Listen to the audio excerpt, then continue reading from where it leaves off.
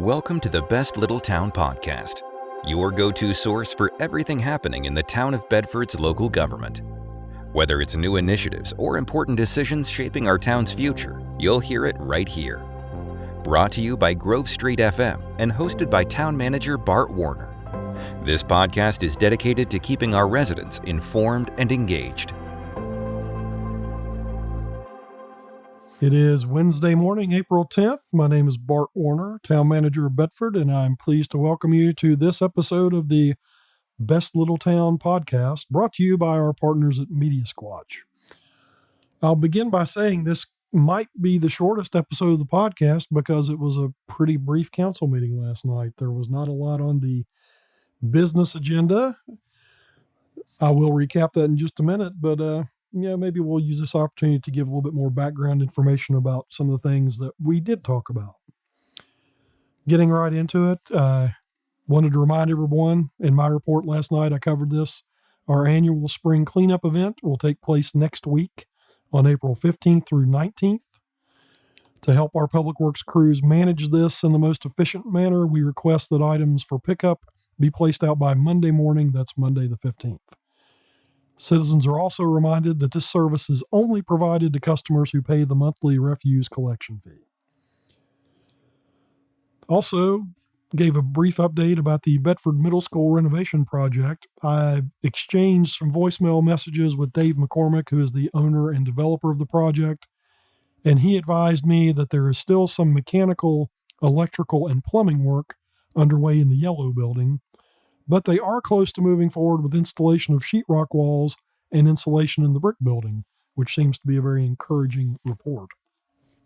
Just as a reminder, the former middle school property in the middle of town is being redeveloped by Waukesha. They actually own the property now. They obtained that through a performance agreement with the town. And the brick building, which was the main school building, is going to be converted into market rate apartments. The target date for that completion is January of 2025.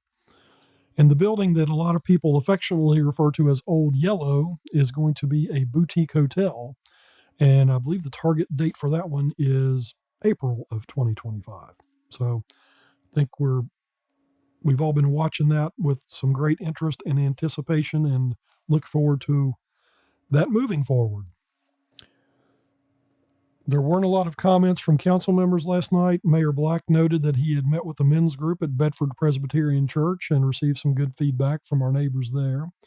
There were some concerns expressed about litter in general around town, and we'll just remind folks that we do provide receptacles, and we encourage people to manage their refuse appropriately. But I notice as I'm walking about, there's still quite a bit of paper and stuff on the streets and sidewalks. So, littering, in addition to being illegal, just isn't a nice thing to do. So if you have trash in your car, hopefully it's not too much of an effort for you to dispose of that properly. Getting into the business agenda for last night's council meeting, there was a request to close streets from the Bedford Boys Tribute Center, who will be sponsoring a wreath-laying ceremony in front of the county courthouse on Thursday, June 6th, from 5:45 p.m. to 7:15 p.m. That block of East Main Street from the North Bridge Street light to South Street will be closed during that time, although the event itself will primarily take place on the sidewalk and in the plaza area in front of the courthouse. The only other item of business last night was a proclamation by the mayor for National Crime Victims' Rights Week. If you will tune in to the recording of our meeting, you can hear the precise detail and content of that proclamation. And of course, we would encourage you to view our meetings either live as they're live streamed or the recordings to stay abreast of everything that goes on at the council meetings.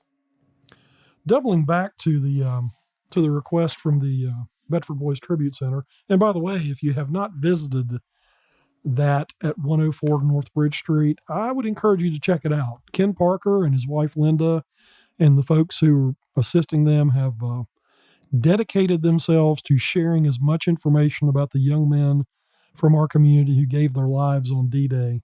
It's a wealth of information. It's powerful. It's moving. It's certainly educational. So, again, that's the Bedford Boys Tribute Center on 104 North Bridge Street in Centertown, Bedford. But the request that we handled last night was for a special event sponsored by that group, and people may or may not be interested in the way that the town manages special events. Those are something that we encourage because we see that they add to the life and vitality of our community. And a couple of examples I'll point to are Centerfest, which is typically at the end of September every year. Also, we have a lot of events in the first week of December associated with the holidays, including a 5K event sponsored by the YMCA, tree lighting that typically occurs at Centertown Plaza, and then just a lot of other activities.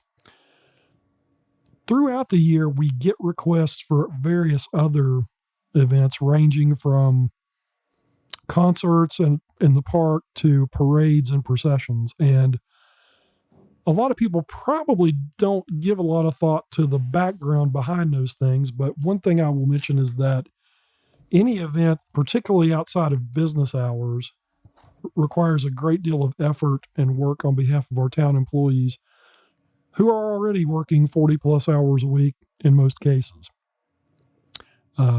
Centerfest in particular, that's a day-long event.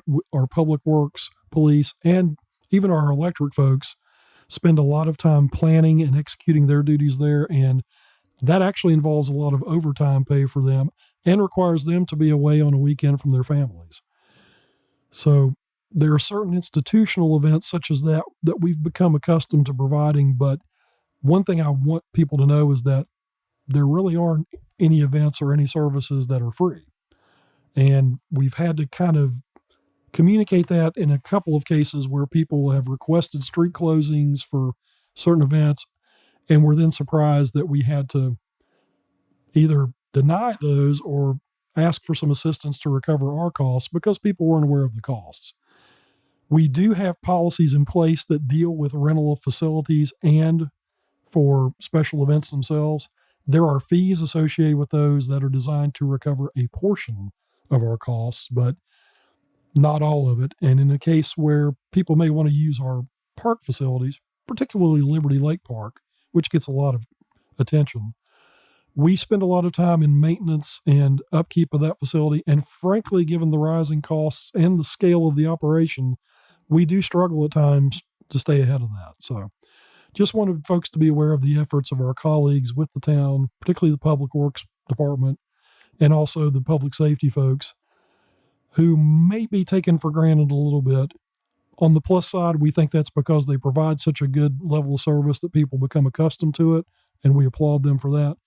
But we also want folks to know that, these things don't just happen, and there's a lot of background behind that. So if you're interested in hosting a special event, we encourage you to contact us.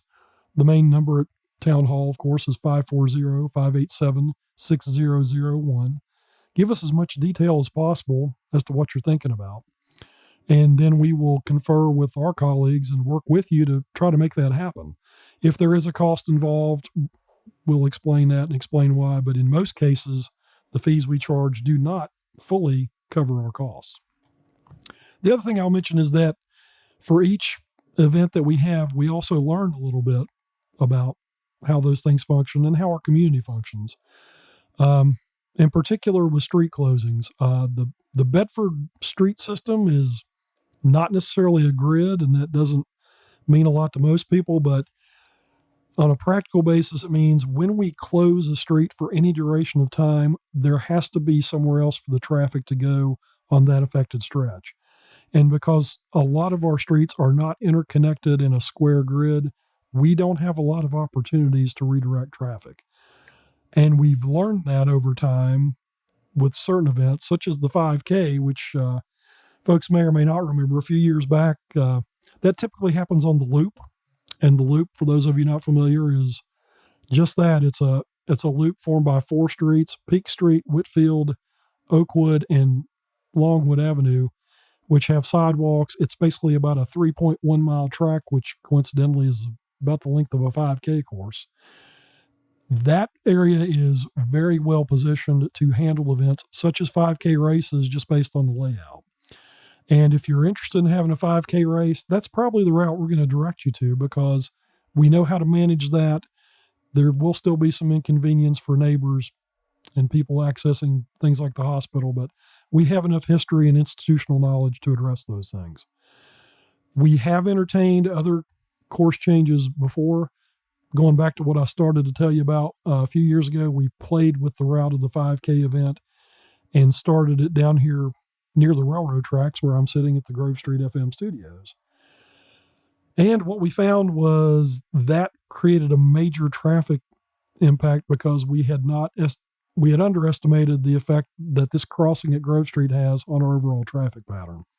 There are a lot of businesses and industries that require truck deliveries, and while it's possible to work your way from Independence Boulevard and get into those facilities, the crossing here at Grove Street is a crucial part of that traffic flow, not just for business deliveries, but also typical traffic. And on the one occasion where we tried that, we created a traffic snarl that took several hours to clear. So again, as we're trying to educate folks about our process, we also want to let you know that we're a learning organization ourselves and are trying to figure out things as we go along. And on that note, I thank you for your patience and your grace and working with us and helping us try to do our best to advance our community and move forward and truly claim our status as the world's best little town. Till next time, I wish you good health and good cheer, and hope you enjoy the blossoming of spring as it is upon us.